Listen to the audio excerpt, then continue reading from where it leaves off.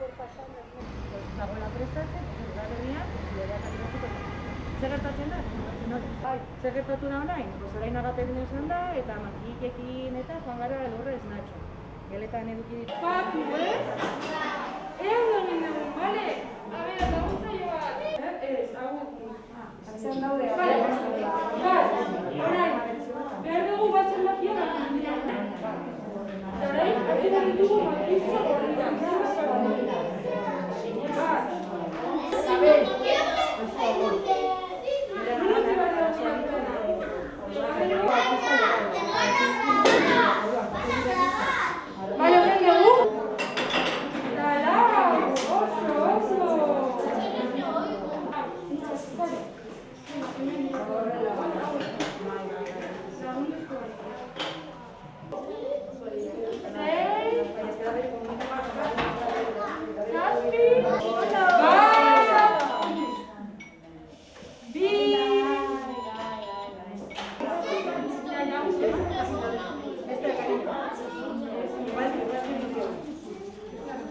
Banan-bana, soy.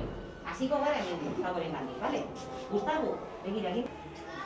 Zuzen, koloia botatzen, deizi.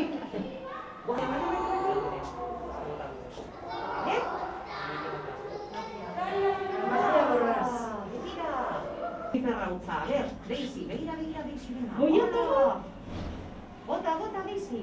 Hemen ikusi dugun proiektua kokatzen da haurreskuntzako etapan, bai?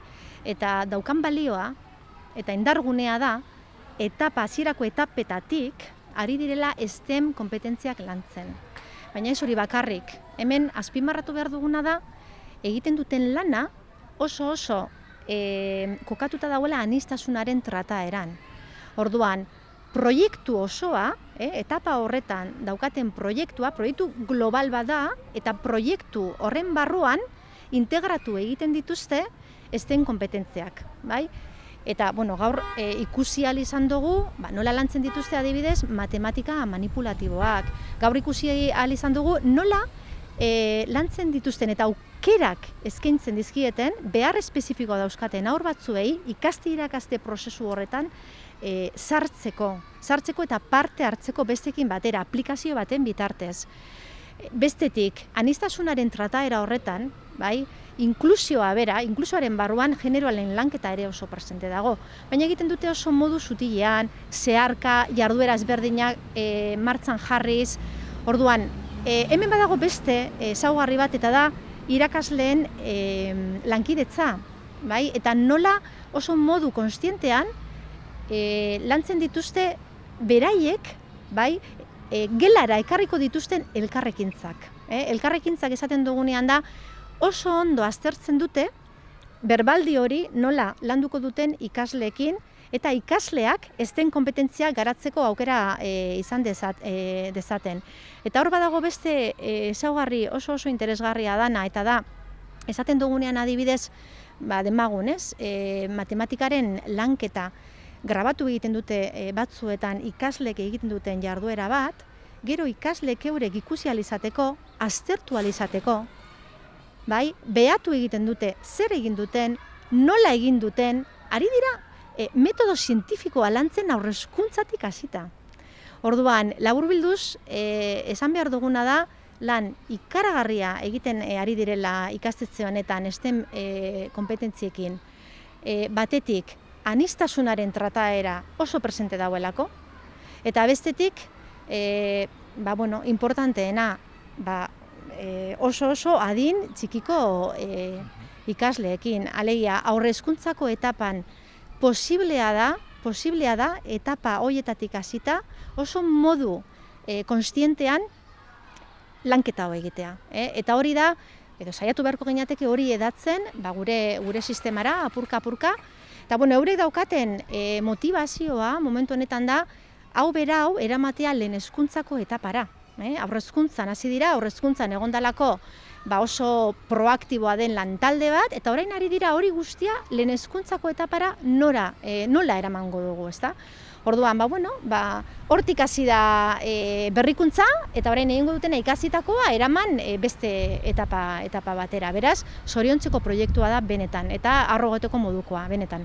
Bueno, lo más importante, yo diría lo más significativo de este proyecto es que estamos trabajando las competencias STEM desde etapas muy tempranas, y no de cualquier manera. Aquí lo que hay es un proyecto que hay una reflexión muy profunda por parte del equipo de profesores y profesoras. De manera muy consciente tienen planificado cómo quieren trabajar las matemáticas, cómo quieren trabajar la tecnología, cómo quieren trabajar, incluso diría la ingeniería, porque hoy hemos visto aquí cosas muy interesantes de robótica también. Pero lo más importante de todo esto es que lo que tienen claro es que todo el alumnado de esa etapa tiene que estar dentro del proyecto. Entonces, otra de las características es que tienen una metodología, digamos, global.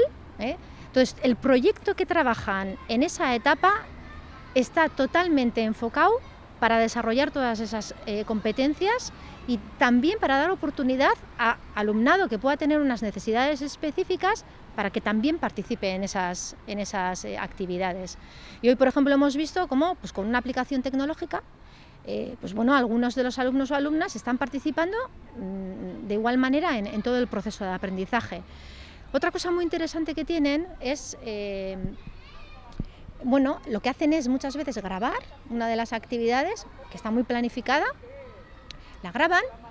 Por ejemplo, hoy hemos visto una actividad de ciencia, hemos podido verla. La graban y luego trabajan esa grabación con los niños y con las niñas. Estamos hablando de la etapa infantil, estamos hablando de etapas muy tempranas. Entonces analizan lo que ellos han estado haciendo, manipulando en ese momento, reflexionan sobre lo que han estado trabajando y llegan a una serie de conclusiones o una serie de reflexiones, ¿no? Entonces aquí lo que están haciendo es trabajando el método científico en toda regla.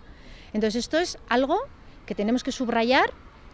No solamente eso, este equipo de profesorado ya está animando al profesorado de primaria para que sigan con esta metodología. Entonces lo que estamos haciendo es promoviendo las metodologías activas, estamos integrando proyectos STEM de manera significativa mediante estas metodologías.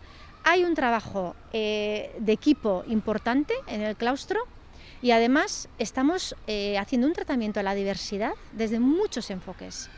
Porque estamos dando la oportunidad a que todo el alumnado participe en el proceso de aprendizaje y que realmente se sienta parte del proyecto y, lo más importante, que aprenda. Entonces eso es lo más significativo de este proyecto de San Martín.